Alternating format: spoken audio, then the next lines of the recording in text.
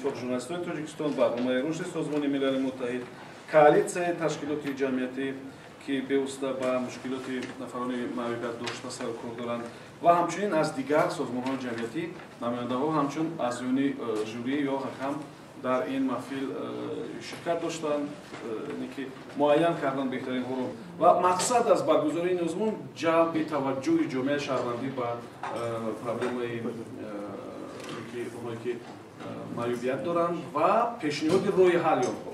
ба ин маъни не ки масалан дар ростои ахбори омма фақат дар бораи заифнолӣ кунем ё бечоранолӣ дар бораи масалан маъюбону ё масалан оҳангҳои бисёр ҳузнангез пахш кунем, дар қиссаи зиндагии касеро нақл кунем. Аслан ки ин чиз на ба худи ҳамонҳое ки маъюбият доранд ва на ба онҳое ки маъюбият надоранд писанд нест. Мақсад тамоман чизи дигар аст ва фикр мекунам ки яке аз критерияҳо ё талаботи ин озмун дар ҳар се номинатсия ҳамин буд, яъне ки нишон додани як зиндагии хубтар ва беҳтар, нишон додани дастовардҳои онҳо, нишон додани баробарии онҳо ва беҳудам ин озмун ном нагирифтааст аз ҷудогузорӣ ба иштироки баробар амалӣ гаштани ҳуқуқҳои шахсони маъюбият дошта.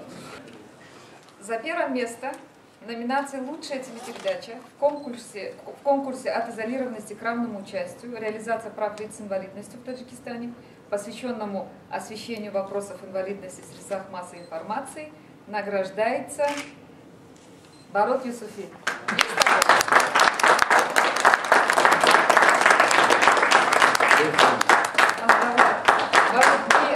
Очень важную проблему, очень важный вопрос, поэтому вам огромное спасибо, и мы очень надеемся, что вы будете впредь поднимать такие вопросы и не позволять ущемлять права лиц с инвалидностью. Это вам и тоже понадобится в вашей работе. Спасибо.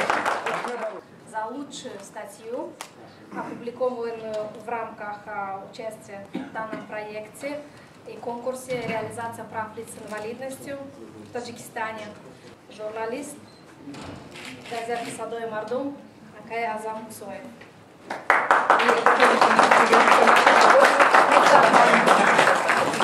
Поздравляем на лучшая радиопередача. И это у нас Зарина Шарупова, радио «Возик Таджик». Пожалуйста.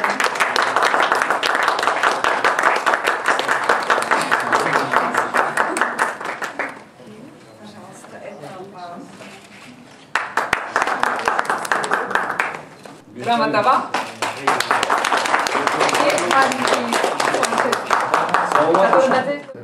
маросими мукофотдиҳӣ ба ғолибони озмуни аз ҷудогузорӣ ба иштироки баробар ки мақсад дошт амалӣ гаштани ҳуқуқҳои шахсони маъюбият дошта дар Тоҷикистон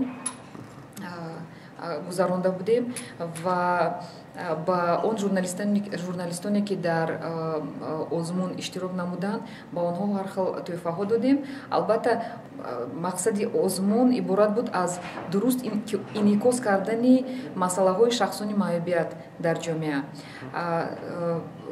Мақсад аз он буд ки на фақат проблемаҳои шахсони маъюбият доштаро бардоранд, балки ҳалли ё ин ки роҳи ҳалли ин проблемаҳоро низ тавонанд баррасӣ кунанд.